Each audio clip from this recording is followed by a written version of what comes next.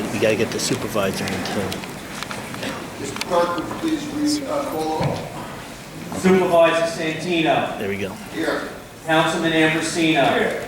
Turn Councilman slide. Blakeman. Councilwoman Gooseby. Councilman Hughes. Councilwoman King Sweeney. Supervisor of Taxes Donovan. Okay. Before we get to the formal part of the meeting, we have some pleasant duties to attend to, so I will come forward.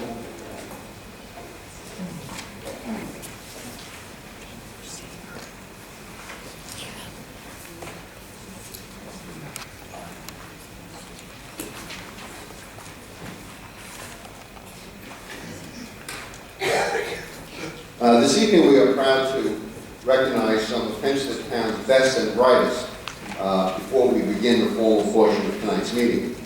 Our first honoree this evening is a young lady from Lido Beach, a freshman at Long Beach High School. I'd like to invite Councilwoman Erin King Sweeney to join me as we recognize Sydney Brett Leland. Proving that beauty is more than skin deep, Sydney discovered a love for community service when she began volunteering as a component of local beauty pageants. Sydney has taken this passion for helping others to a new level, volunteering more than 300 hours of her time, earning her the Bronze, Silver, and Gold Presidential Volunteer Service Awards from President Obama. She also recently earned the Youth Hero Award from WGBB Radio. Sydney's volunteerism is impressive in and of itself, but there's more.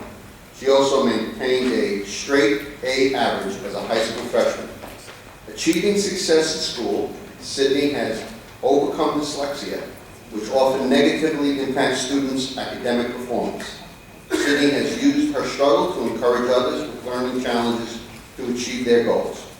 Sydney has taken her experiences with dyslexia as her inspiration in working with an organization called FAB, Fashion Against Bullying.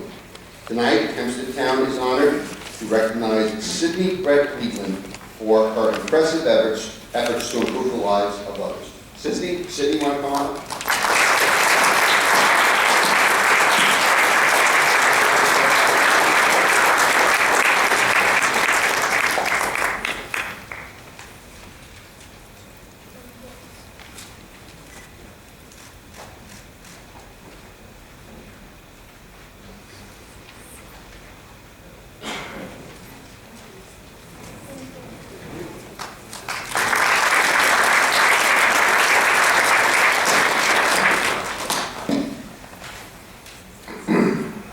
Our next honorees have been named semifinalists in the Siemens Westinghouse Science and Technology Competition. These students have challenged themselves, earned the admiration of dedicated teachers, and shared the gifts of academic excellence with friends, colleagues, and family. Our honorees tonight should all be very proud of themselves. 466 students were named semifinalists nationwide, with 84 students residing in New York State and 6 students residing right here in the town of Hempstead. These students work diligently and deserve our recognition for their dedication and hard work. The first group of outstanding students whom we are honored to recognize tonight includes Remy Golden and Alex Fishtel of Hewlett High School. Janab, Remy, and Alex, please come forward.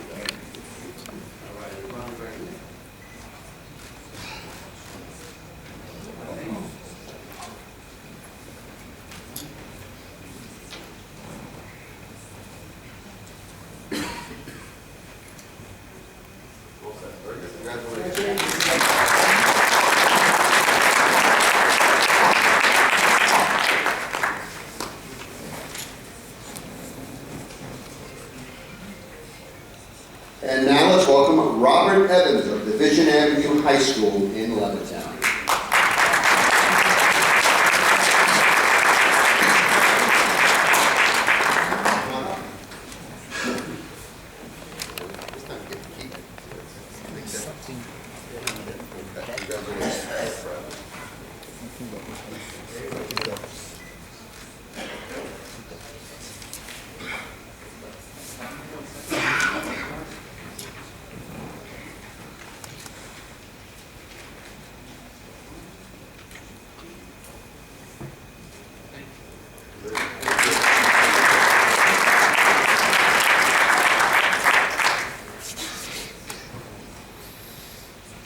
And now Katrina Amdavar of Oceanside High School. Katrina, come on forward.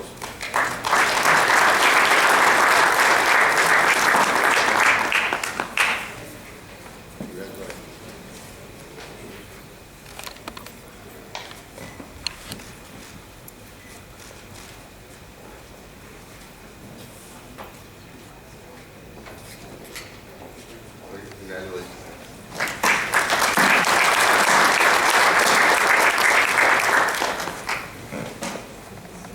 And he cannot join with us tonight, but I would like to recognize Brandon Young of Garden City High School, who is also a semifinalist.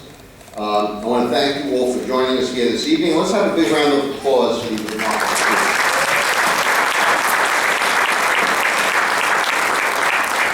I would also like to recognize the parents and teachers of these wonderful school districts for their hard work, their dedication, and encouragement.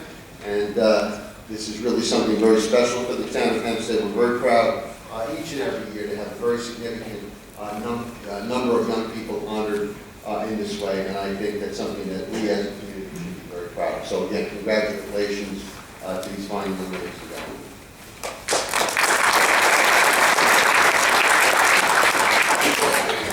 We have another very, very special opportunity tonight to honor one of our own here in the town of Hempstead. This last Saturday, and I was proud to be able to be there, Senior Councilwoman Dorothy Gooseby received the prestigious 2016 President's Award from the National Coalition of 100 Black Women at the Long Island Chapter's annual gala, which was held at Jericho Terrace in New York. The organization represents a group of dynamic women who are leaders in their profession and in the community. A trailblazer and a history maker, Senior Councilwoman Gooseby was the first African-American woman to serve on the town board. Senior Councilwoman Gooseby works tirelessly for her constituents in Councilmanic District Number 1. Dorothy recently served a term as president of the Association of Towns in the state of New York. In that role, she represented more than 900 member townships across the state.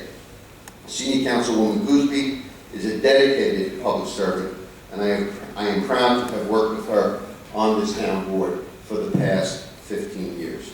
It is my honor to present Senior Councilwoman Dorothy Gooseby with a citation in honor of her prestigious achievement.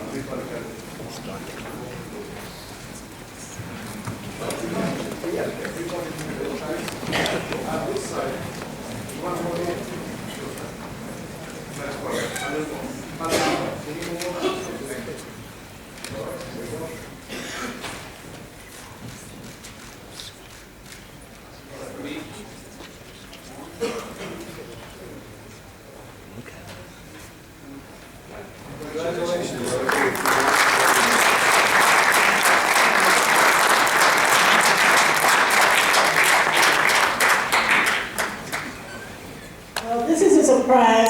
I really did not expect this. but I'm very grateful, and certainly has been an honor and a pleasure, and will continue to be a pleasure for me to serve on this town board. The town of Hempstead is one of the most prestigious towns of all, and certainly I am very honored and pleased to have represented you on the Association of Towns.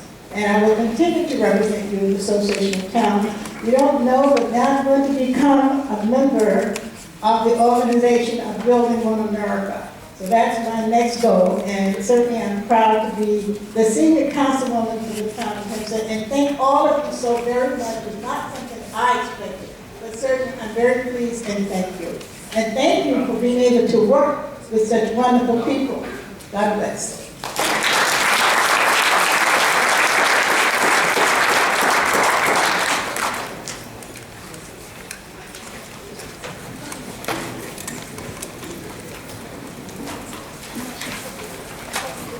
I would have had on my business cards if I had them.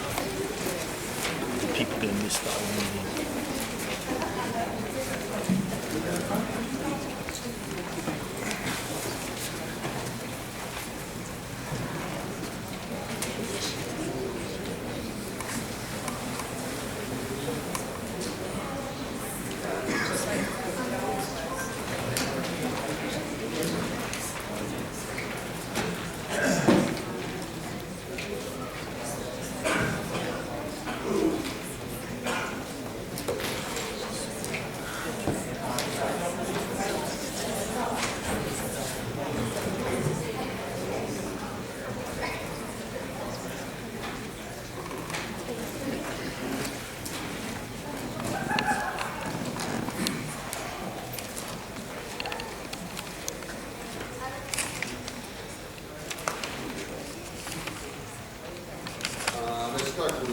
Move forward, please. Supervisor Santino, on the administrative calendar, we have items number 1 through 45.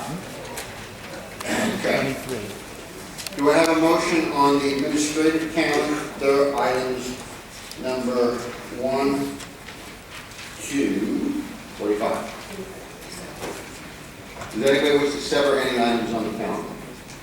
If not, can I have a motion? I move the administrative calendar is entirely. Okay, before we move with a vote, we'll address members of the public who would like to speak.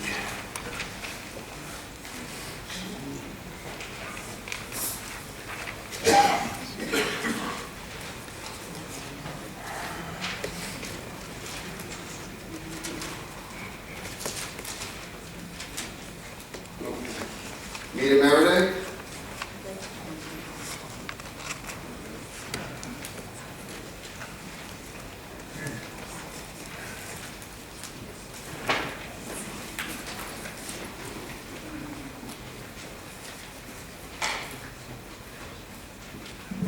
Good evening, Nita J. Meredith, 758 Wesley Street, Baldwin, New York. In reference to item number 23,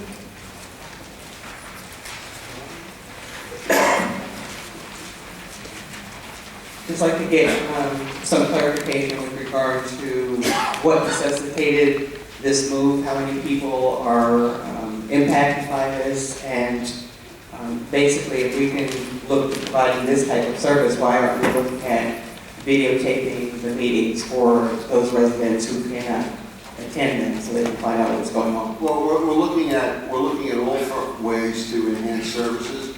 One immediate thought was to make these meetings more accessible to individuals with hearing impairments.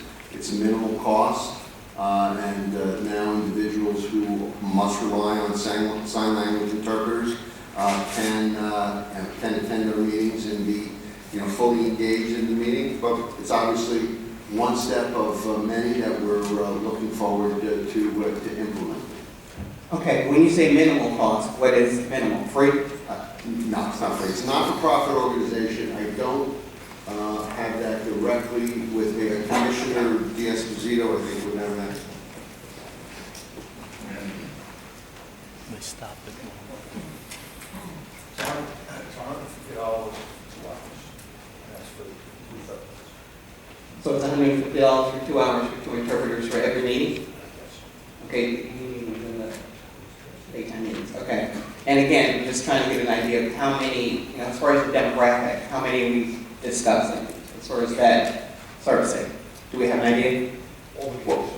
No, I think the point is you're trying to get us to quantify how many hearing impaired residents we have in the town. We don't have that information, but Okay. obviously we'll be doing other things moving forward in terms of people who are not fully conversant in English. There are other things we're going to be doing. I can't quantify how many people will fit into each one of those subsets, but certainly there are people with hearing impairments in the town of Hempstead, and this will make it easier for them to be engaged in these meetings.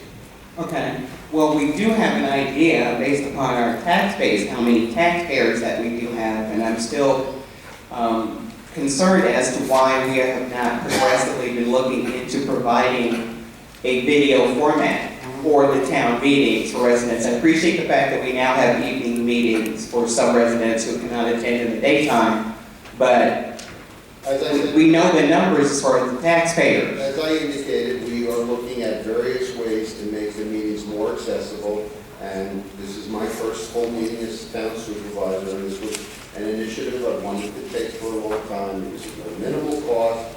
I think it is something that's very efficacious. I think it's something that will benefit residents of the township, and it's essentially very close to motherhood and apple pie. So. I see. Okay, on item number 12, declaring emergency in regard to open abandoned one-family dwellings. I see that there are 3 locations in Baldwin. What are those addresses? Commissioner Rockcamp? Good evening, Supervisor, members of the town board. The address is 3325 Bayfront Drive, that was twice, and 840 West East Street.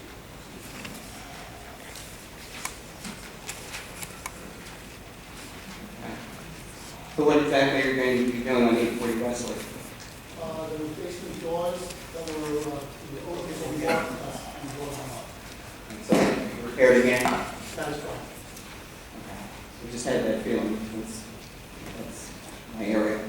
Okay, well, in my last minute and a half, again, I am just hopeful that we're going into 2016 and we're looking a little more aggressively at the increased number of vacancies in the Baldwin downtown area. It's nice to see all of the building and development improvement in our neighboring communities, but where we live and work, we like to think that people understand that we like to go out to eat, things we like to do as opposed to walking past abandoned buildings on Grand Avenue. And lastly, again, I'm hoping that the town will look at expanding the support services that it provides to our veterans. We have a number of contracting opportunities that I still don't see these companies listed as far as getting contracts, being inclusive in a progressive way with regard to building our veteran businesses. They're still pretty much stagnant, and we are losing our student veterans who are getting a prime education in our colleges and universities. So if I have to keep coming here in the evening or in the daytime to get that point across, hopefully it will resonate with someone somewhere. Thank you. You're very welcome. Have a good evening. Mr. Henry Boytel.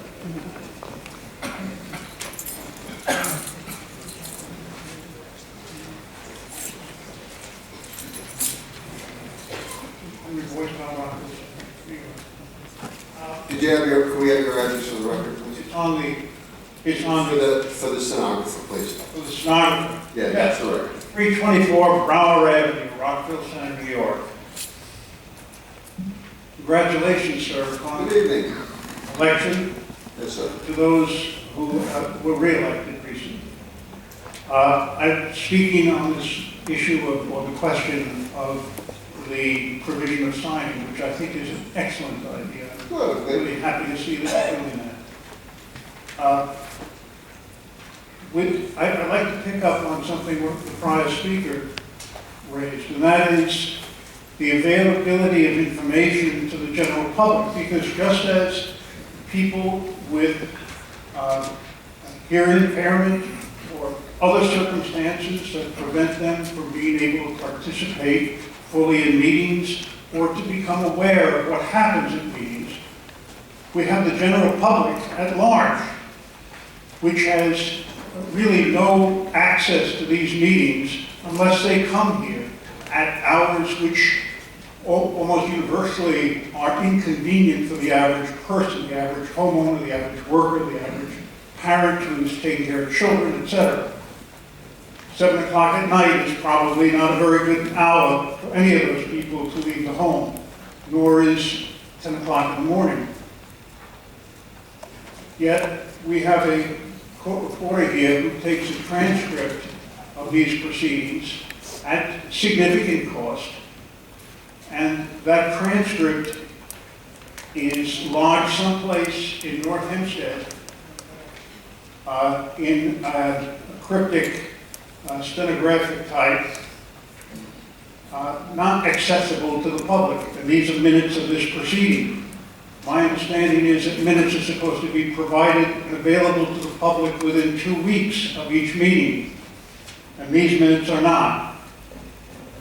I made a FOIL request for the minutes and for information concerning the cost of producing the transcript and the cost of producing the stenographer being here, and a copy of the contract relating to that.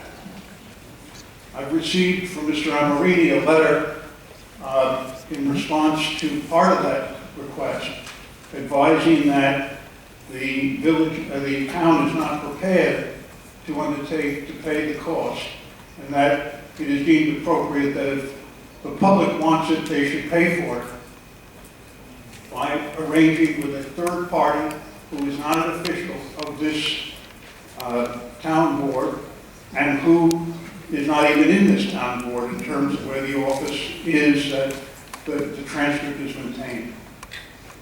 So I urgently request that before we have to proceed to an Article 78, Keep going, sir. with respect to this, that this body come up with a resolution, which I'd be happy to prepare, but you have plenty of facility to produce that sort of thing, that provides for the transcript being available. That's item number 1. That is available, in fact, by being on file with the county clerk, with the town clerk, as it ought to be. Second, that there be a video of these recordings, and that video be available, as should be the transcript, on the town's website. Third, if you can raise the money for it, and you may be able to raise the money for it from other sources. And I should indicate that the cost of all of these things are probably amount on an annual basis to less than the cost of one of the many mailings that emanate from this body to the public. So I thank you for giving me the additional time, and I urgently request that you take some steps toward making these proceedings more available to the public, who certainly have a right to know what is happening in their name. Thank you, Mr. Boyd.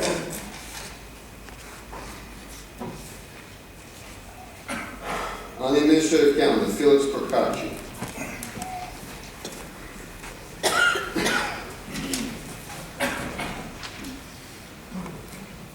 Felix Procacci, 1165 Bond Street, Franklin Square, New York. Again, like the other speakers, I'm speaking on item number 23. I'm not going to repeat, but I basically agree with all of what the previous speakers said. As far as videotaping the meetings, you're considering this, you're considering that. Mr. Santino, I have put up a website. If you'd like to see it, I have it here. I asked for the display to be used, but they wouldn't allow me to do it. But it provides all the meetings for the last 2 years that I've recorded. On the front page, there's 6 of the most recent meetings, including the inauguration in its entirety. And if you click on the link on the top, it provides a link to the archives, and each week, as I get time, I'm adding more and more videos to it, so you can go back to 2013. Also on the website is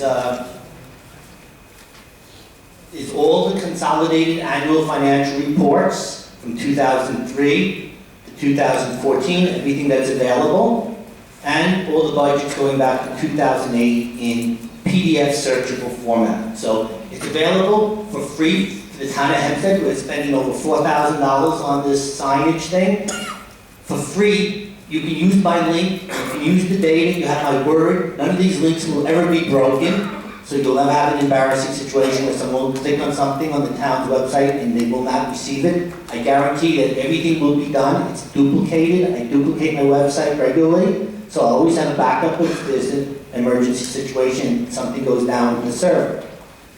So we have it available for free. Video service, the minutes of the meeting, I'm foiling them regularly. They're available for free. No one has to foil them anymore. I have them on my website for the last 4 months for free. Each month I'm foiling more and more minutes. I'm going to go back to 2013.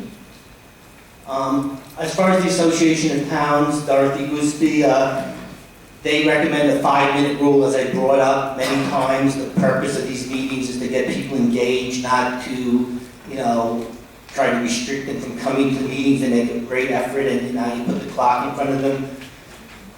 Dorothy Gooseby accused me of forging the Association of Towns manual at one time. The senior councilwoman was not even aware of the manual.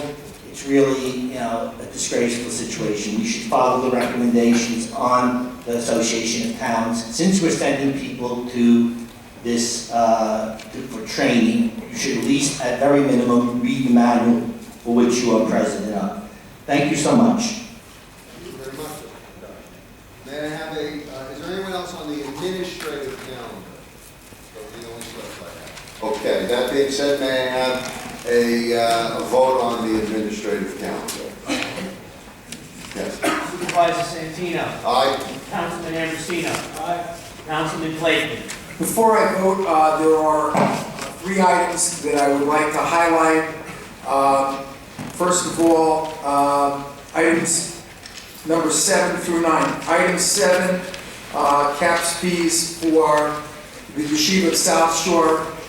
In my district, that is an educational institution that is outstanding. It's very important to the community, and I'm very happy that we are doing that today.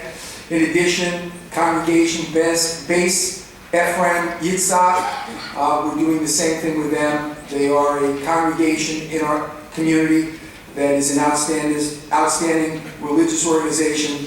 And most importantly, item number 9 is Hatzalah. Hatzalah is a volunteer ambulance EMT company that operates in the southern part of my councilmatic district, and they do an outstanding job, free of charge. They're volunteers, and I'm very happy that we are moving those 3 items. Lastly, I am recusing myself from item number 30. Please reflect in the minutes that I'm not taking part in any debate, discussion, or vote, as I have an ongoing relationship and have had a past relationship with Canon Inc. and Canon Financial Services is a subsidiary of Canon Inc. Thank you. And I vote aye, except for number 30. Councilwoman Gooseby. Aye. Councilman Hughes. Aye. Councilwoman King Sweeney. Aye, with the exception of items 23, which are please Why? May I have a motion? I move that we approve. Second. Supervisor Santino. Aye. Councilman Ambrosino. Aye. Councilman Blakeman. Aye. Councilwoman Gooseby. Councilman Hughes. Aye. Councilwoman King Sweeney. Aye.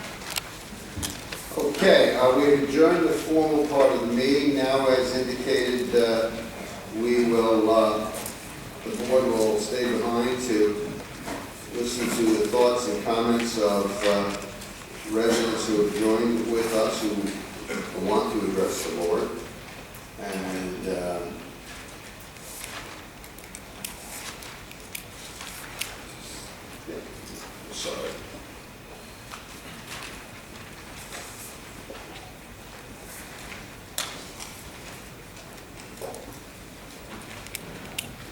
Richard Sherman.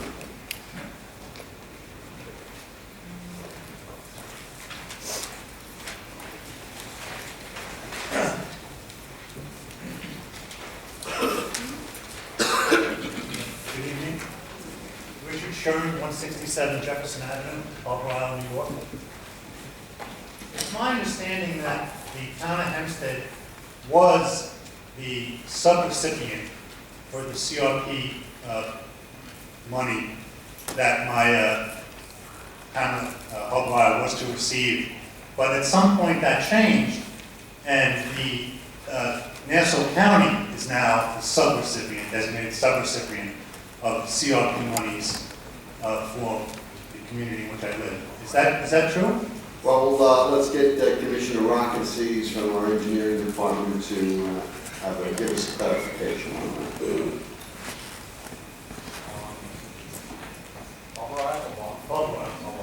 Yeah, I know we don't have a project for Harbor Isle. I'm not sure if the county does or not. I know we have one for Oceanside, for any study for Oceanside. Are you the subrecipient? For Oceanside, yes. For Harbor Isle? I don't believe Harbor Isle is included in our study, so it might be Nassau County. I don't know if they have, I don't know what the county has. But you know for certain it's not. You know for certain it's not.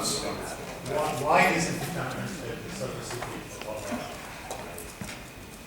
That's up to the governor's office of storm recovery. Right. To The governor's office determined that. They're running the New York Rising program, and they're.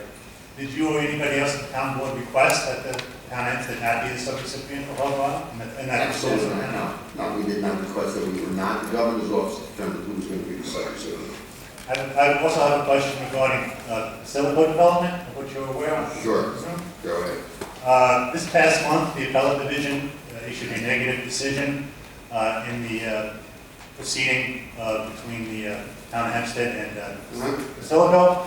At issue was the covenant which the town board adopted, which, according to the court's decision, was they criticized it as being limited only to the Silico and not to future purchasers, and therefore they found it to be very suspect. My question is, will the town board amend that covenant? The town board is going to appeal the decision. The town board believes it acted rightly in the best interest of the Harbor Isle community, and we fully intend to appeal the decision. Is there a reason why the covenant was limited to the Silico and not to future purposes? Mr. Sherman, something that may be subject, that is going to be subject to future litigation. We're not going to go into the details of it here. However, I'm happy to inform you that the town believes it made the right decision, and we are appealing the decision of the court. Will the town board at least consider amending the covenant to make it consistent for all future purposes? Again, I'm not going to answer any questions with respect to ongoing litigation. The town intends to use all avenues to pursue this vigorously in the interest of the residents of Harbor Isle.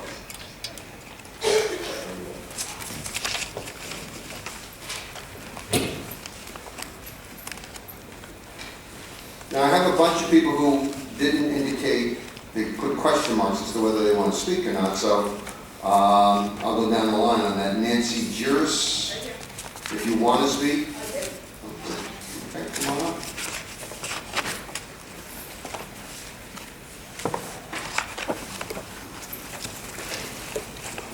And Ms. Juris, your name and address for the record, please. Nancy Garris, 513 North Atlanta Avenue, North Massapequa, New York. I'm here to speak on behalf of the adoption department at the Town of Hempstead Animal Shelter. I'm the current adoption coordinator. We've been obviously faced with significant budget cuts, but I'm appealing to the board as we're working under a veil of somewhat vagary in regard to how these cuts are going to impact us. There's been very little communicated to us directly, other than the fact that we were told by the director that $100,000 would be taken from overtime and $100,000 from part-time staff. Additionally, I know that there's been rumors circulating in regard to perhaps cutting back adoption hours to a traditional 9-to-5 civil service scheduling.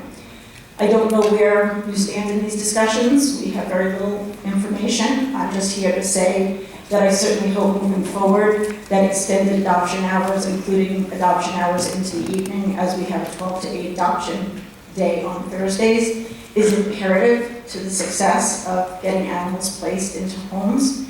And certainly while I understand that budgets are stringent, $100,000 from part-time and from overtime, I feel is making cuts that will directly impact the care and the well-being of the animals and the staff at the shelter. More and more people are working extended shifts. It's starting to compromise the health and safety of both the animals and the people involved.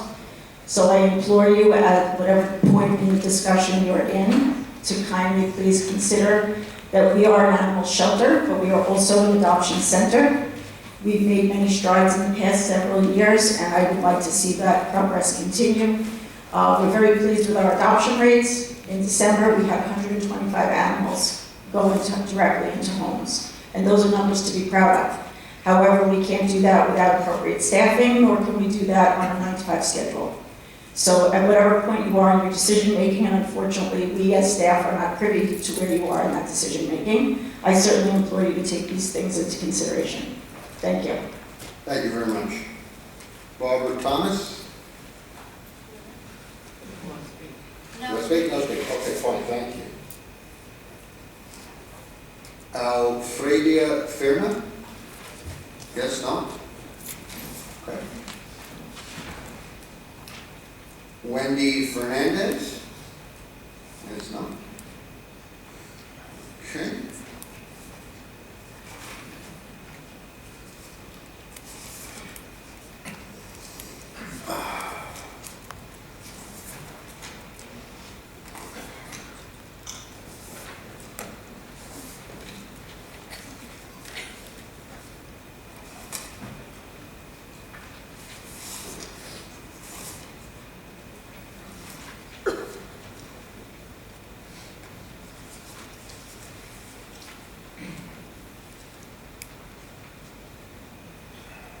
Joanne Lindner Leckneck? Yes. Yes or no? Would you like to Yes. speak? Oh. Yes, you have to come up here. Yes, thank you.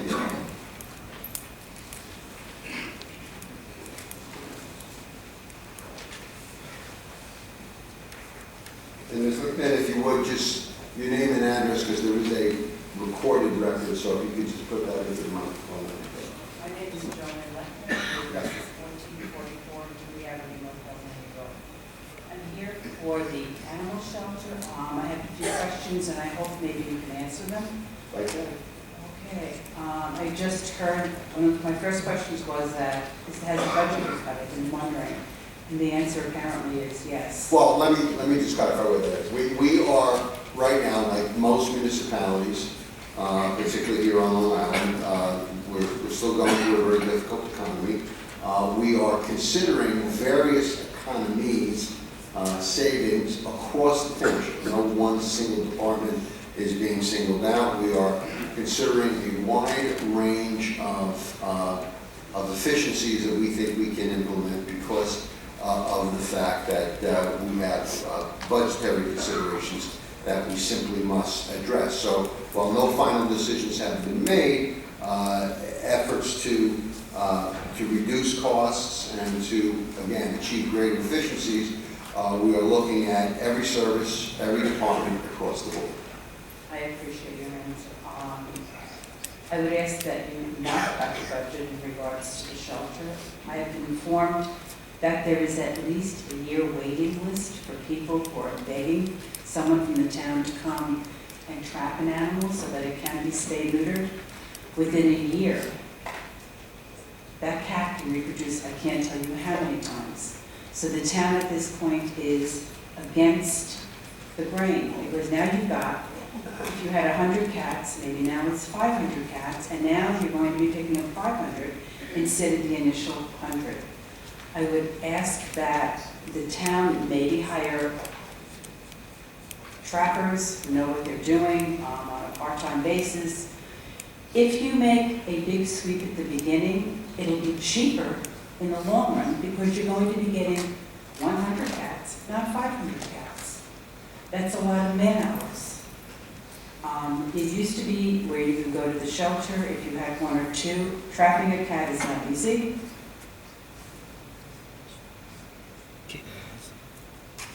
So go ahead, Dick. I can do the thing. Go ahead. Trapping a cat is not easy, especially a feral cat. You may get it, you may not get it. It used to be that you were allowed to walk in with two. In other words, if you caught a cat, you walk in and you come in there, and they would accept the 2 in the morning. Now you have to have an appointment. The appointments are backlogged at least 6 to 8 weeks from what I understand.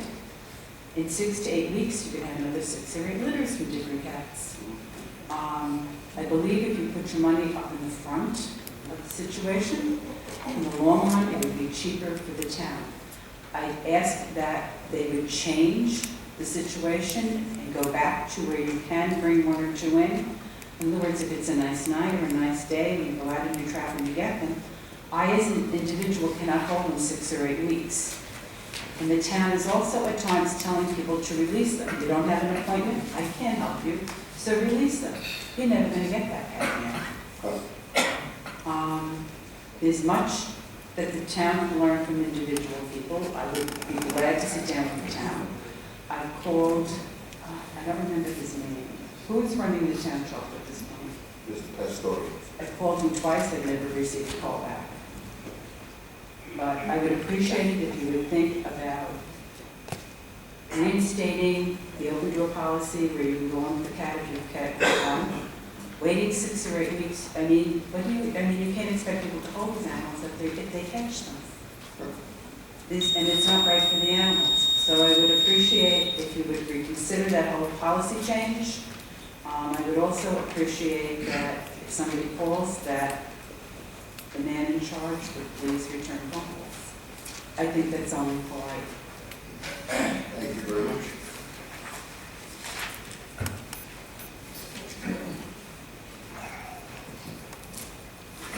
Stephanie Capuano.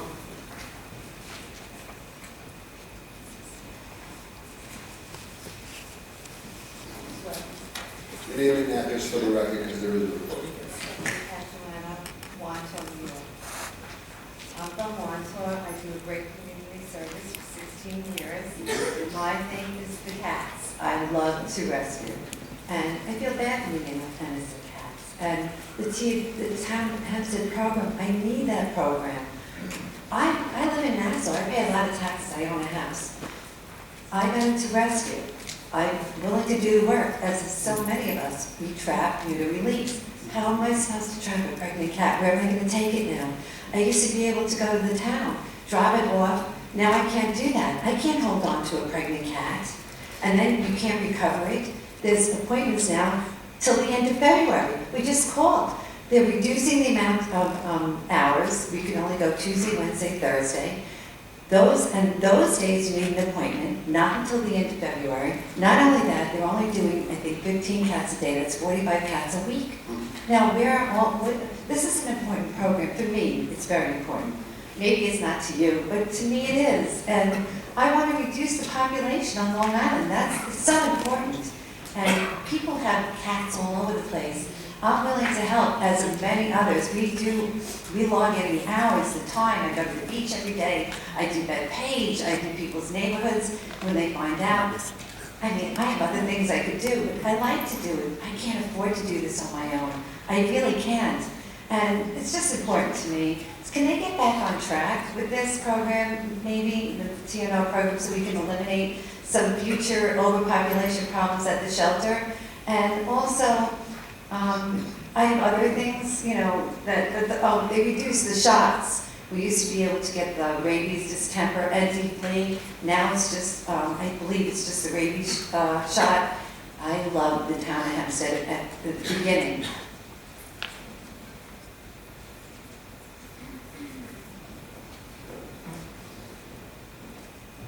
I just want to do what is right for the animals and for the community. I think it's a great service for the community, and I think it's well. As I'm sure you know, we perform more DNRs. TNRs, pardon me. TNRs. It's been a long day. And than any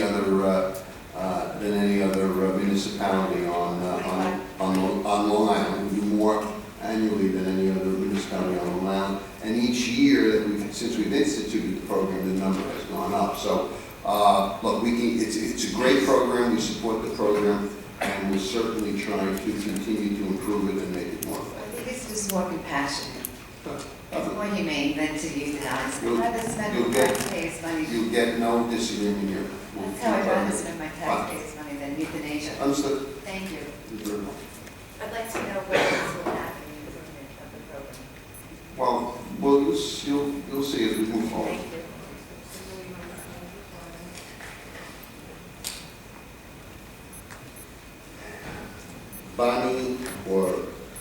Bonnie or Ronnie Radish? Okay, sorry about that. Are we giving it full town board? My name is Bonnie Radashka. I live at 714 Birchwood Drive, Westbury, New York. Go to the mic. Welcome. Thank you. Before I start reading my note, I have a question for the board that came to me as I was sitting on the Long Island Railroad on my long commute home, which is, what is this board's expectation of the director who runs the Hempstead Animal Shelter? Well, ma'am, I mean, we're here to listen to your comments and Well, concerns. I'm a taxpayer and I'm asking you as an elected. Obviously, the answer is to do the very best job possible on behalf of the Okay, taxpayer. thank you. I appreciate your answer. Thank you. Okay. I am very concerned that the off-site adoption budget for 2016 has decreased, yet the crematory budget has increased.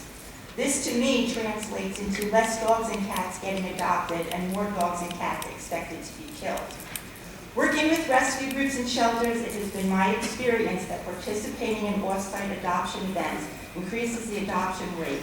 Many people network the animals that are housed at Hempstead, but making public appearances is equally important to give these animals much needed exposure, especially the long-term residents who would seem to be invisible. Everything should be done to find homes for the dogs and cats who have been there for 2 years. They should be the dogs who get to go to these events first and given top priority. I asked Last Hope Rescue Inc. what makes their adoption so successful. Their response was, we evaluate each dog, we set the dog up with a buddy for their buddy program. The dog is worked with every day to get them ready for adoption. They also do home inspections prior to releasing the dog to ensure that the home is a suitable environment. They said that this is key to success. This rescue has less money than Hempstead, yet they are more successful at adoptions. The shelter needs to reach out to the community to get more volunteers and foster parents. Every dog should have the opportunity to get walked at least once a day. Even the best dog will get kennel crazy if not exercised enough, and this just sets them up to fail. On holidays, the shelter should have a skeleton crew on board to walk dogs. Many volunteers have said they would be happy to volunteer on a holiday if they were allowed to do so. Owner request for euthanizing an animal does not specify a reason on the FOIL reports. I think that it is important to disclose. As a taxpayer, would like to see that information indicated. This will give transparency of how many animals are being killed due to illness or being killed needlessly. I believe that the shelter is going in the wrong direction. These requests are not unreasonable or impossible to achieve or even cost a lot of money. Logan is a perfect example of taking the easy way out. Instead of thinking the situation through, examining all the facts, exploring all alternatives, Logan was scheduled to be killed. This is what I've been told by many people who work there. If it were not for a petition to allow Logan to go to rescue, that dog would be dead. I don't know what the criteria was or is for a director of a shelter in Hempstead, but in 2016, it's time to raise the bar. I don't believe that this director, from what I've been told, has a proven background in life-saving programs, and he has diminished and destroyed programs under his leadership that have already been in place that were successful.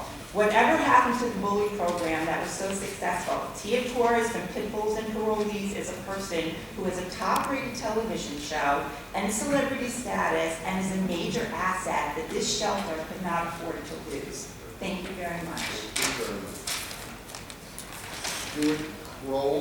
Stuart Kroll. Okay, thank you. Lucille Defina.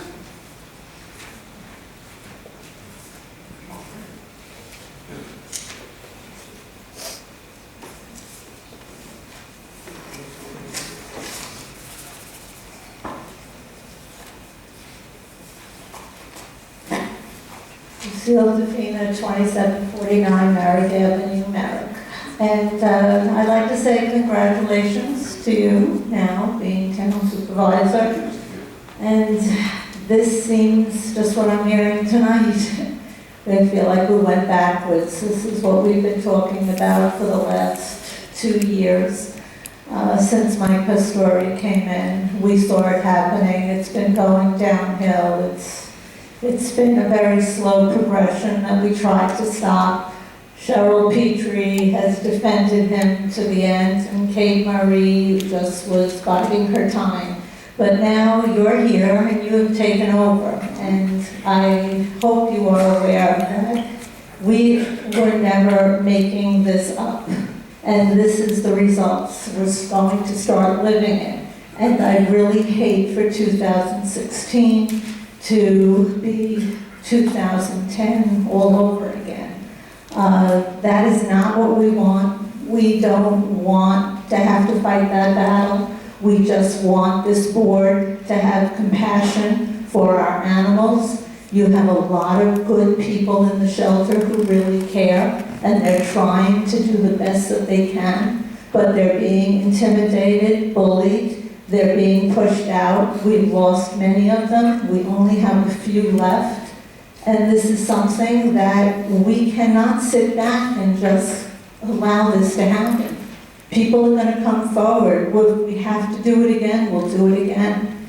You cannot cut these programs. You cannot cut the hours. You cannot cut adoption events. You cannot cut TNR. Yes, there's a lot of things you can cut, but these are live animals, these are living creatures, and this is not the area. If you want to cut anything, cut Mike Pastore's $100,000 salary.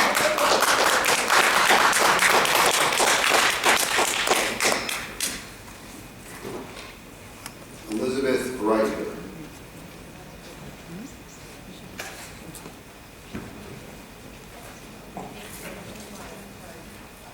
And your name and address for the recorded record, if you would, please. Elizabeth Reiter, 290 Green Street, Franklin Square, New York. Good evening. I'd like to speak about the animal shelter. It is a great importance to me. 6 years ago, I adopted a dog from there, and I was horrified. I was absolutely horrified. I went back about 2 years ago, and it was a wonderful place. Over the past year, I have watched things deteriorate to a point that I am so upset that I'm here after I have worked 14 hours.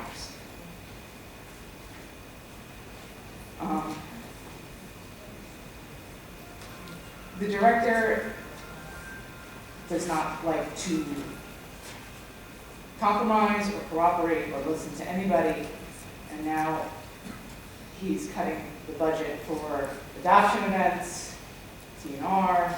The only reason you do that is to increase euthanasia. It's really kind of unacceptable. And it's uncalled for that a shelter that was becoming one of the most progressive shelters on the island, if not in the state of New York, has gone back in time to the point where New York AC&C is more progressive than the town of Hempstead Animal Shelter. Yeah, that's right. I mean, town doesn't do play groups, AC&C does. I don't think he is aware of that, though. I've watched good employees be pushed out. I myself have been treated unfairly by certain employees there. Most of them are fantastic, lovely, wonderful people who work hard and deserve that recognition. But, I've been a manager for over 16 years. If I ran my business or store the way the director runs at that animal shelter, I would be fired. And I would probably be brought up on charges for discrimination. And I mean, I don't see how in this day and age you can allow that to continue. I really don't. You know, you really can't allow the shelter to continue to be run like this. You know, stop letting this be the Tammany Hall of animal shelters. Please. Thank you. Thank you very much. Diane Madden?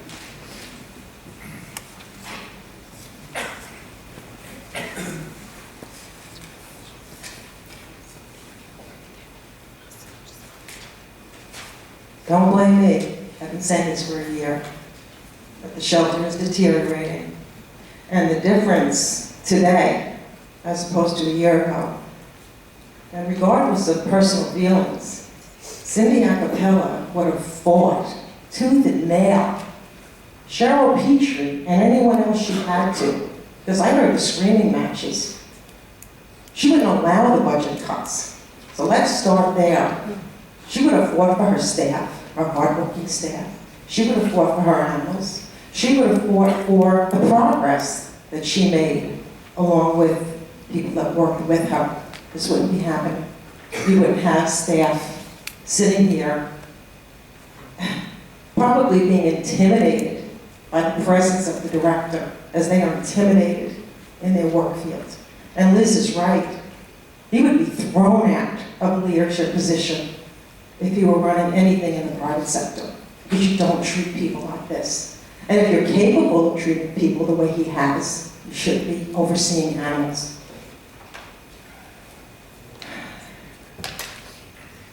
Supervisor, you mentioned at the last town board meeting that Tomas is a no-kill shelter. And I was thrilled to hear that. I don't believe that at this point, but it tells me that you may have a vision, unlike the director. And if that's what you want to do, you need to find leadership. Talk about asking for resignations. That's the resignation you should have asked for. You need to find a leader with a no-kill mentality that has a vision for progressive sheltering. I did mention to you, Ms. Madden, that I want to get together with you to open up the dialogue.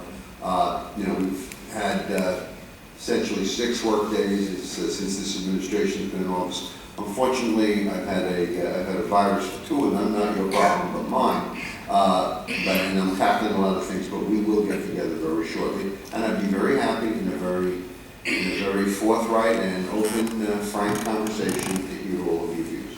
And that will happen. And I appreciate that. Thank you. I hope you're feeling better. And I think it's important. And I think it's important for you to hear everyone that's here tonight. And I'm very encouraged, and I thank the people that are here, that may be here to show support, but are too afraid to speak. But what they don't realize is that they are also encouraging more people to come next time, and the next time, and the next time. So their presence means a lot, even if they're not up here speaking. And I do look forward to that meeting. I wanted to talk too about budget cuts, because certainly supporting taxpayers, I understand why there could be some cuts in areas. I mean, personally, I would have cut all the personal vehicles. I believe there's 5 personal vehicles being used for the animal shelter. While there are part-time employees that are some of the most valuable employees that you have here, there are ways to do this. You have the Tales of Hope Fund. The town should be making, how much are we spending on mailers? The town should be making an effort to raise, there'd be hundreds and hundreds and hundreds of thousands of dollars in that Tales of Hope Fund by now, so that it wouldn't affect the TNR program. I want to talk a little bit about and I'll make it brief, the lack of the behaviorist. Laura Miller took that test. She worked under Laura Garber. She would have done an outstanding job taking a full-time on-staff position. You need a full-time that amount of animals with that kind of philosophy. But she wasn't. Instead, she was replaced almost a year later, Laura Garber, with a contracted position at the rate of, I believe, about $75,000 a year for a 20-hour work week. And for someone that is not able to work with the community, with the people that are, there are many people that walk into an animal shelter with their dog because the dog chewed somebody's shoe, and they're ready to release the dog. When they speak to a behaviorist, they find out what they can do and they bring the dog back home. Everything that has been talked about tonight is cost effective in the long run, and it will save taxpayer money.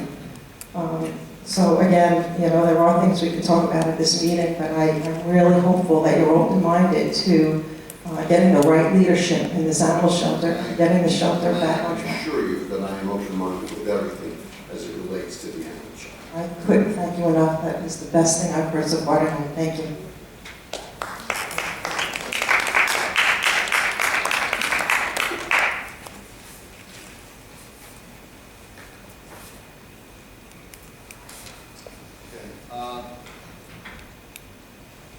Mr. Boytel, I don't know if there's anything new that you didn't cover, but you did fill out a slip for this section of the meeting. Anything new that you didn't mention before that was on the administrative calendar? It's only 3 minutes. You couldn't recite the Bible. I noticed in Newsday that, Mr. Supervisor, that you supported the prospect of the proposed Belmont casino plan. Well, what I said was that what I said most specifically, as it was quoted in Newsday, and it was quoted exactly correctly, was that unless we are willing as a community to give up the revenue, which has been estimated anywhere between $20 and $30 million, that a video lottery terminal facility would generate for Nassau County, as well as the attendant economic development and permanent job creation. Unless we were willing to give that up, it seemed to me that the best location for it would be a location where wagering on horse racing has existed for over 100 years. That's exactly what I said. Very good. And I'd like to suggest that some of the assumptions contained in your statement should be carefully reviewed by yourself and the rest of this body. And there probably ought to be a public session in which the whole issue of development in the town of Hempstead, both in and of If I may just interject, and it won't come out of your time, you do understand that the town of Hempstead has no jurisdiction over this whatsoever. I was asked by a reporter my opinion. I stated my opinion. This is a facility that is going on state property. The town has no zoning jurisdiction, has no permitting jurisdiction whatsoever. It is purely a matter that is up to the state of New York. The town cannot effectuate anything with respect to the siting of the facility, of the proposed facility there. We can, however, obviously, should it be located there, we would obviously work with surrounding communities to make sure that if there were any actual, as opposed to perceived fears, if there were any, that there would be, minimal impact or no impact, if possible, with respect to traffic and things of that nature. So we don't have any jurisdiction over the actual siting of the facility there. State facility, it's a state decision, it's not ours. But again, I was asked by a reporter what my opinion was, and I made it very clear. If we want the revenue, and it is sizable revenue, and there is even, through the host fee provision, there's revenue for the town of Hempstead, which could be used for roads and infrastructure in communities surrounding Belmont. I thought, in terms of that a location that has already been the host of horse race racing for many, many years would be the right place. But again, I wanted to make it clear that the town has no jurisdiction over this whatsoever. We don't have a veto. We don't have any role to play in the actual siting decision. Well, I would disagree with you when you say you have no role to play. You are the elected representatives of the people of the town of Hempstead. To the extent that something occurs here for better or for worse, you stand in a position to be able, with some authority, not to speak for or against something. Well, I did that.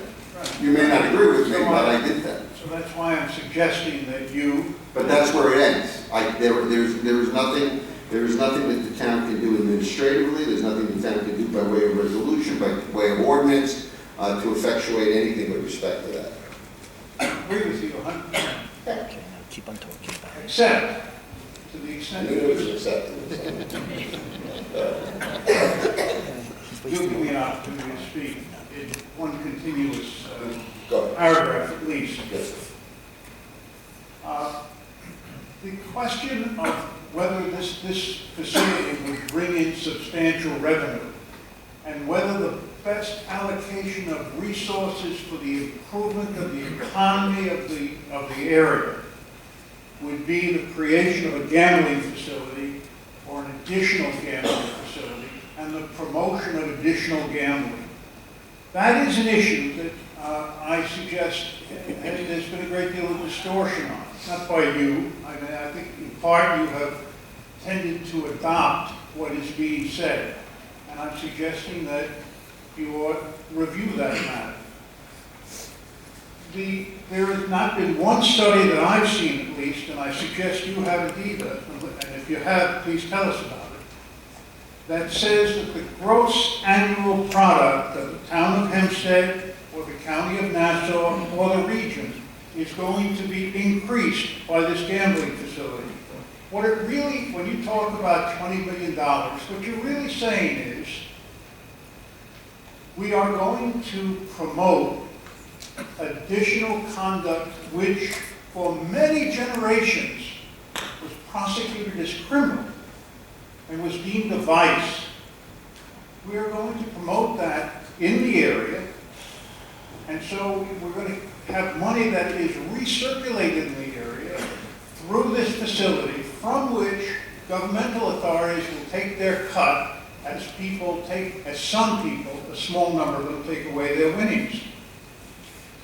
I suggest that what we really ought to be concerned about is increasing the gross annual product of the region. And what isn't happening is nothing along those lines. In fact, the gross annual product is being decreased, not increased.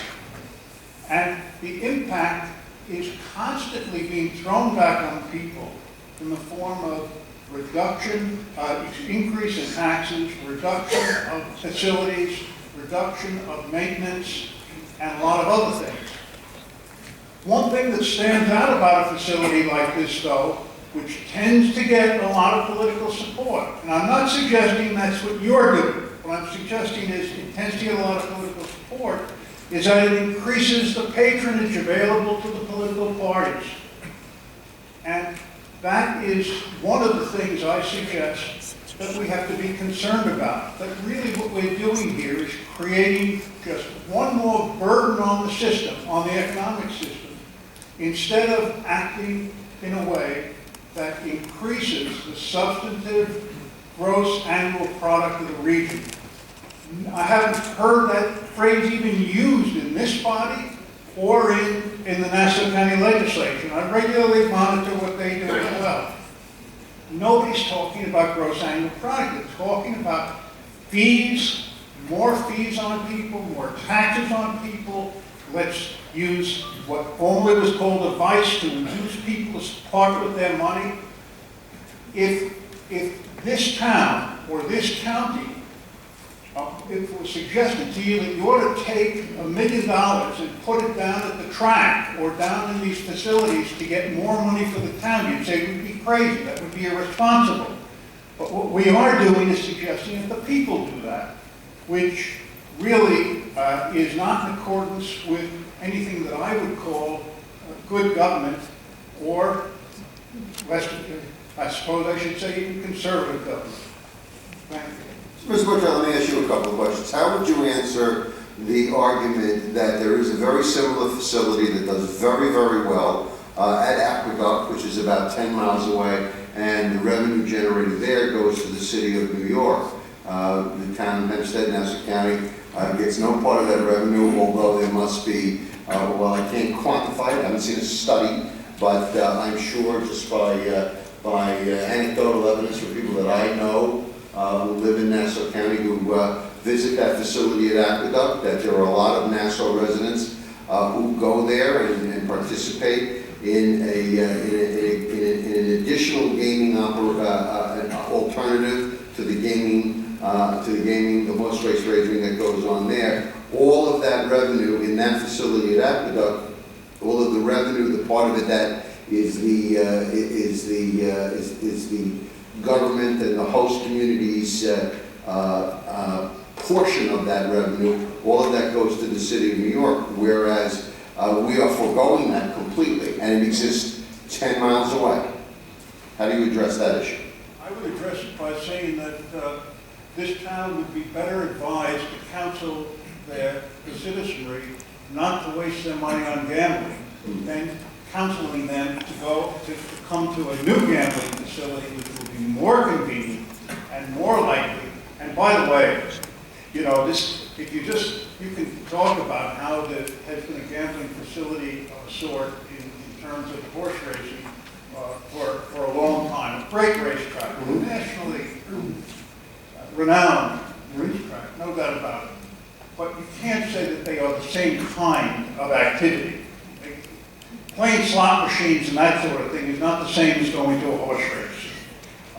You can at least suggest that horse racing has some element of entertainment to it, some element of group participation. I guess you don't know anybody who really goes and plays slot machines, because there some people are very interested in it. I mean, you still see them going down to Atlantic City from senior centers and clubs all over the place. They go down to Atlantic City. But let me ask you just one other last little question, because I know you were about to step down, and that's fine.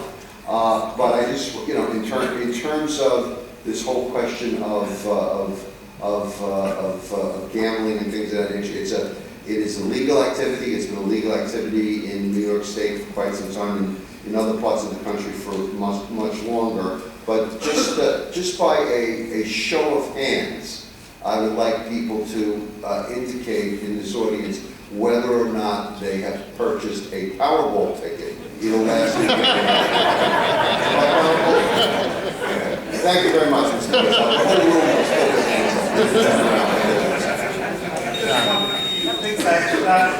What's that?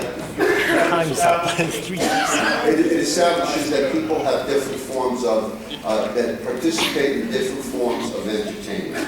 And people participate in Powerball because there's an entertainment value to it, and it's a very, very common activity throughout the country. And if you would have turned around, you would have seen 80% of the audience had their hands up that they purchased the Powerball. Thank you very much. Okay, I think we've got a couple more. We did it at Belmont. I don't know if Ms. Merriday is still here. I think she covered you. If you have more, come on up.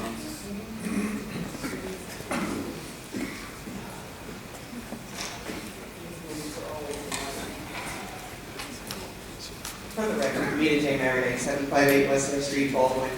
And yes, Supervisor Santino, I have to get used to saying that now. Just had a couple of points. Always encouraged by the advocates who attend meetings on a regular basis with regard to protection of our animals, and I just wish that we had more people on a regular basis who would step forward before we had a tragedy as it pertains to the veteran community. We do well with the parades, we do well with the pancake breakfasts, and you get all of your elected officials showing up right before an election, but once the dust settles, everybody kind of goes back into their little protective little hovels, and the fact that we're losing 20 veterans at an estimated rate daily is something that continues to empower me to move forward.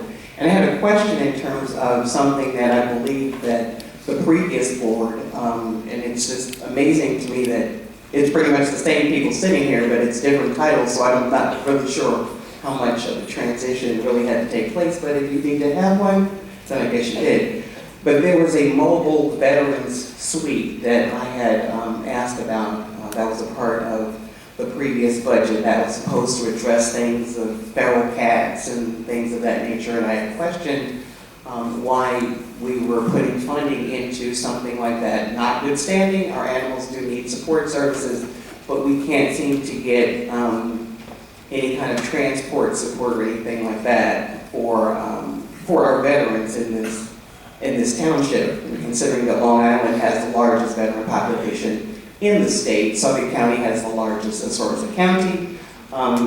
I still believe that we need to be doing more, and since I often travel behind Greenfield Cemetery, I so often see the Town of Hempstead mobile office parked behind the cemetery. I'm not really sure how much effective work the mobile office can do for the dead people of Greenfield Cemetery, but I think it might be of more use if it was actually out on the streets where the community residents are.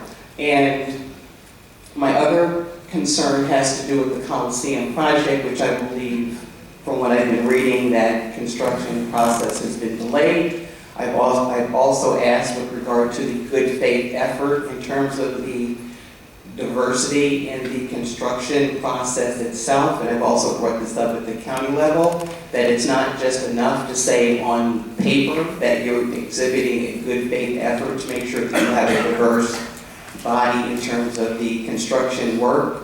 Now, even the federal government is looking for actual results. So just to say that you're following a model that's set by the county and or the state, that is not enough. And of course, you know, Ms. Maraday, that we play no role whatsoever in the construction of the Coliseum other than the zoning and permitting authority in terms of what firms get hired and how that's all done with respect to that. That is under the purview of Nassau County that owns the property. We have no jurisdiction whatsoever. I do understand that. And also there were some extensive meetings that took place within the township with regard to that, and a lot of the concerns that the residents had, that they got assurances from this township in terms of talking to the developers about their involvement. So there still is a responsibility from the township standpoint to speak to those issues, because I'm sure representatives from this body will be standing up when they do the ribbon cutting to walk in.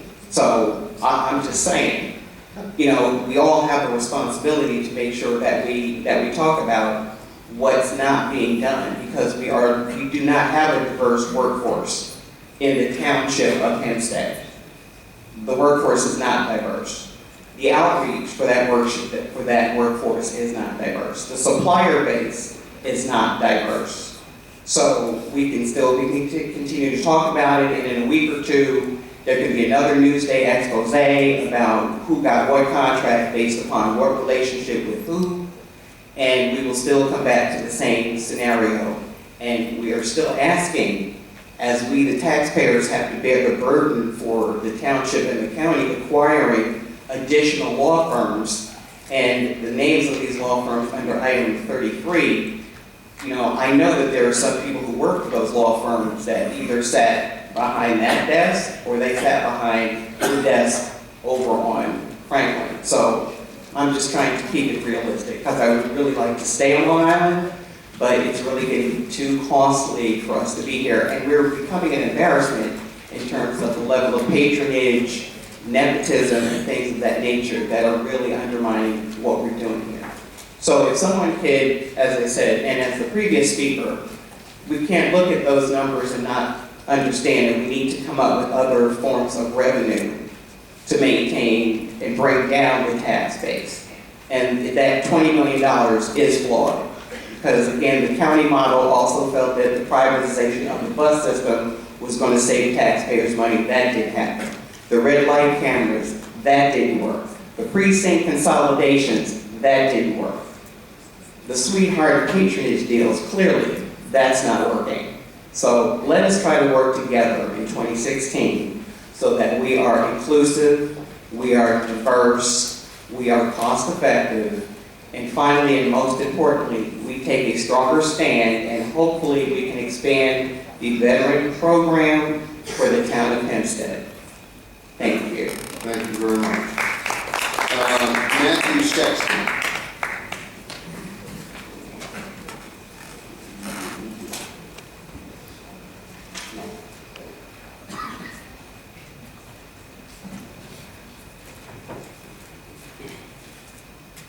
your address for the record, sir. Matthew Sexton, 201 Verbena Avenue, Floral Park, New York. I'm here this evening representing the grassroots efforts from the communities of Floral Park, Elmont, Belmont, South Floral Park, as well as last night, those communities that you don't have jurisdiction over, representing Queens Community Board 13, in our absolute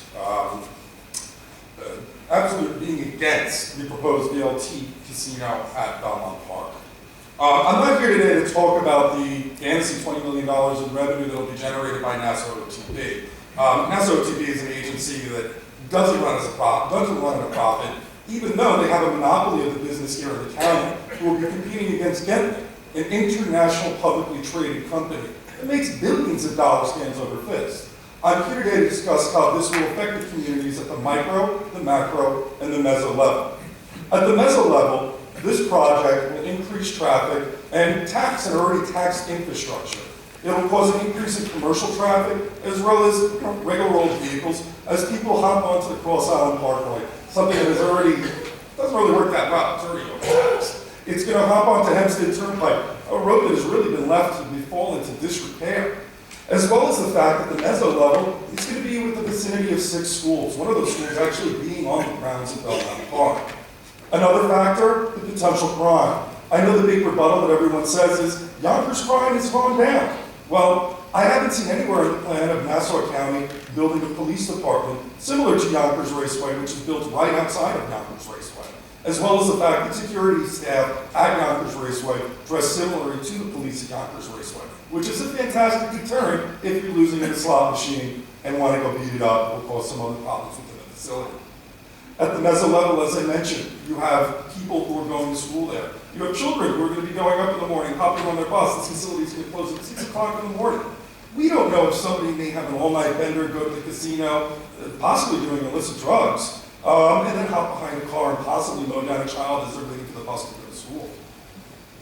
At the micro level, I know before, we asked everybody to raise their hands and say, who here bought a Powerball ticket?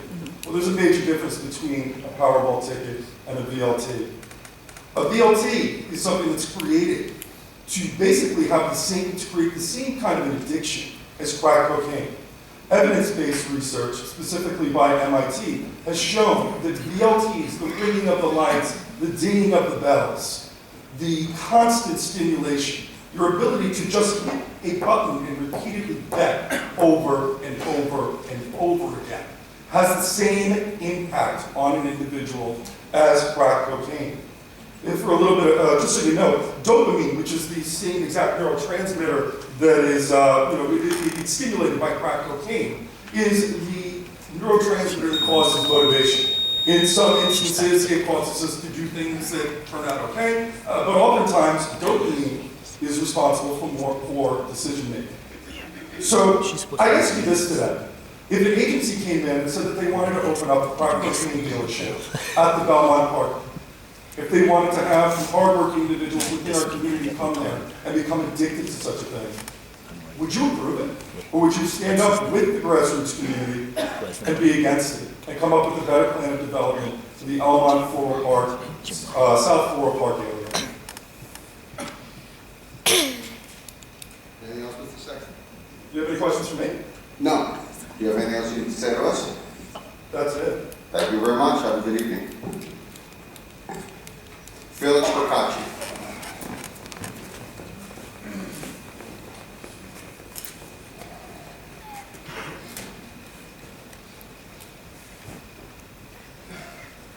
If I do win Powerball, I'll still be at the next town board meeting. On the issue of the budget, as far as saving money, I've been here for 5 years, over 5 years, and I didn't talk kind of because I'm trying to abide by the clock, but we voted on a website. People who construct a website, it's $100 an hour for people who construct a website. What I've done is quite extensive. If you ask them to do this, you should get a quote. How many hours do they estimate it would take to do this from scratch if they didn't have the code already done? I'm all for saving money. And the deaf people, the hearing impaired people, the people who can't make it to this meeting tonight, my cameras are focused on the lady over here to ensure that if a deaf person, a hearing impaired person is watching this video, they'll be able to understand what's happening at this meeting. If we are concerned about the hearing impaired, or if we are concerned, really concerned about the disabled people, we'll implement what I'm giving to the town of Hempstead for free. For free. Put a link on your website to this, and I promise this will not go down. If it goes down, it will go right back up immediately. I have a duplicate. I will be as reliable as I possibly can to keep this so you don't have to expend the funds to hire the developer at $100 an hour to develop this. I have it done. You can take a look at it. The next meeting, let me know what you think. On the Franklin Square Park Department, we borrowed $3.6 million. Did we get any appraisals as to how much it was going to cost to repair those parks? Mr. Conroy, Commissioner Zapola. Exactly what's the question? Did we, before we borrowed the money, the $3.6 million, $400,000 is my understanding was earmarked for repairs. Did we get any estimates before we went out to the bond market and borrowed this money? Mr. Rob? We have appraisals to the cost of the property, and there was an estimate done by the Parks Department of what repairs would have to be made, and that's where that other number came from. 400,000, because I foiled all the documents. The actual cost, which you did for the backstops, was $21,000 and change, a couple of $5,000 on sod and topsoil and everything. And then another repair that was earmarked to be done, the lighting, which is proposed at $176,000. I asked, when I foiled the documents, all the requests for bids. Nothing came back in the foil. Were there any requests for bids done on items costing over $10,000? I'm not exactly sure what you mean. Sure. Mr. Conroy is the town controller. When we go out to borrow money for that particular park district, we have to identify, A, what we're buying, what's the present value for the property itself. And then there was an estimate as to what the improvements were. And that's identified specifically and itemized in the borrow. So the Parks Department came up and they identified, for example, backstops, I think there was fencing, as you pointed out, there was some grass work that had to be done. That's at the preliminary stage, that's at the borrowing stage. So whether any proposals or any of that, that's premature at this point. This is an estimate to go out into the market to borrow money to actually secure the property and have monies available when we need to make those improvements. Understand, the property cost $3.2 million. We borrowed $3.6 million. I'm roughing it out because there's some change. So that's $400,000. You have a proposal for lighting, but I mean, the question is, you now borrowed money. We have paid interest, over a year of interest we've paid now. Because we borrowed last December, so it's over a year, and we've only done the backstops. We got one proposal. I asked for the request for bids, the actual notices that go into the paper. Nothing came back in my FOIL request. For the lighting, which is $176,000, I asked for the actual notices that go in the paper so other different installers could give you a bid as to what they will charge you. Nothing came back in the FOIL. Mr. Prakash, we're at the stage where we had to tee it up to borrow the money based upon an estimate by the Parks Department as to what the improvements would cost. You're misunderstanding. You're misunderstanding. I'm saying you're misunderstanding. I don't mean to interrupt you, but you're misunderstanding. We already borrowed them. Now it's after the fact. I'm not talking about that now. Based upon it. Okay, whatever that was, okay. The $3.6 million was, 3.2 was spent. Now we went to a installer of backstops and we actually did the work. But we only got one bid. We had no notices, according to my FOIA request, that were put in the paper, the bid for work actually done. I'm not talking about before the borrowing.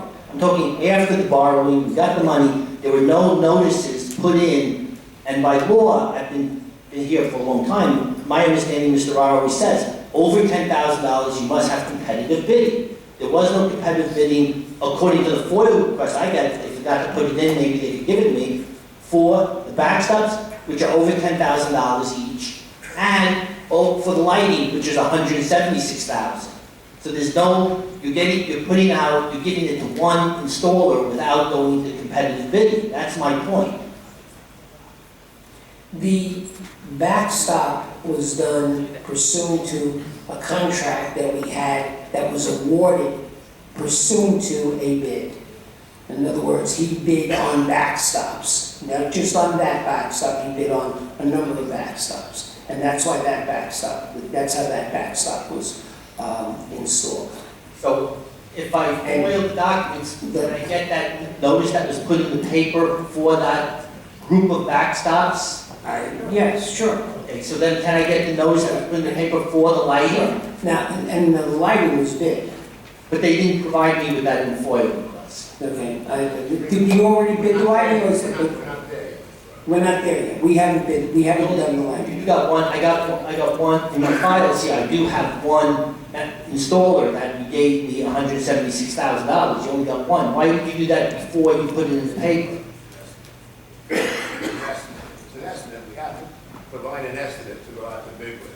No, but he gave you the estimate. The guy gave you the estimate. We haven't done. How'd you get to him if you didn't put it in the paper? What the departments sometimes do is go to a vendor and say, what do you think this would cost? And we get an estimate. Then that way, when we bid the item, if somebody comes in at $50,000, we know there's probably something wrong. And if somebody comes in at $300,000, we know there's something wrong. So sometimes they get an idea of what the cost is going to be, so that when the bids come in, they know that it's kind of in line. I never heard of that before. I thought you have the idea of going down the bid is to do exactly what you just But said. he didn't get the award to do the work. Whatever you're looking at is not the person who's doing the work. The item has not yet been bid. Well, I don't know that because no one gave me any documents for either the backstop or for this, so I'm only going by what comes back to me. I can't speak to something I don't know. Well, the reason you didn't get the bid document is because it has not yet been bid. I didn't get the bid document for the backstops because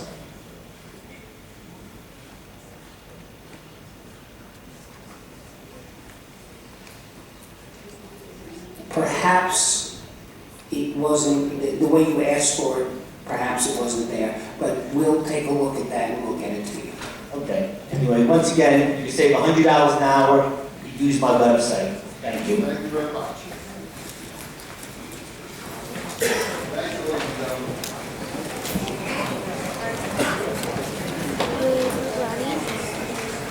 Belmont was a waste of time. What? Belmont was a waste of time. They're doing that at Belmont. 500 people at Belmont right now clamoring about that. Every little bit. You don't need to do that here. You needed to do this. This is important. This is what's not being addressed. It's very effective if it's advertised. You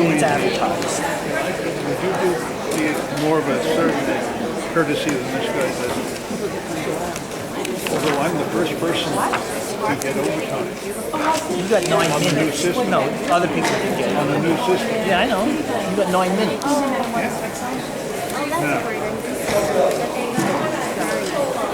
I think some of the way you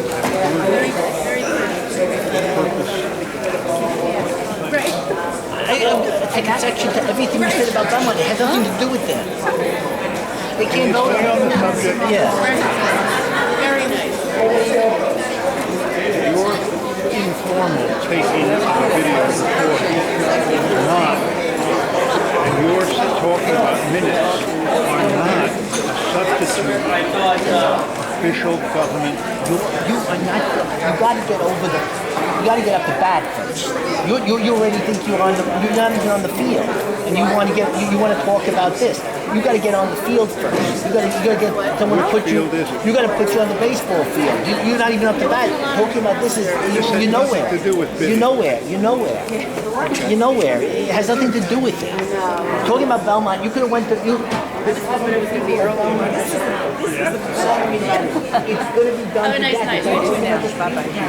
Do me a courtesy. Sometimes you go to an extreme. Excuse me, if you want to talk about your thing, don't tell me.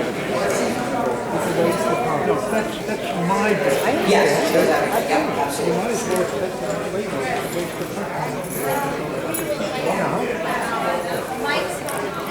Because it's something with jurisdiction of the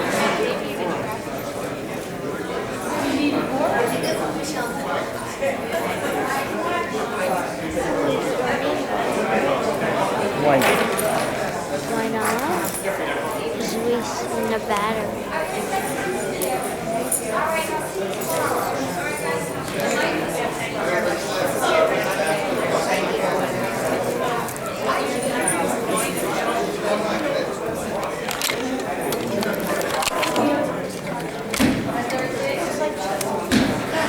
Yeah, shut it off. Shut it off.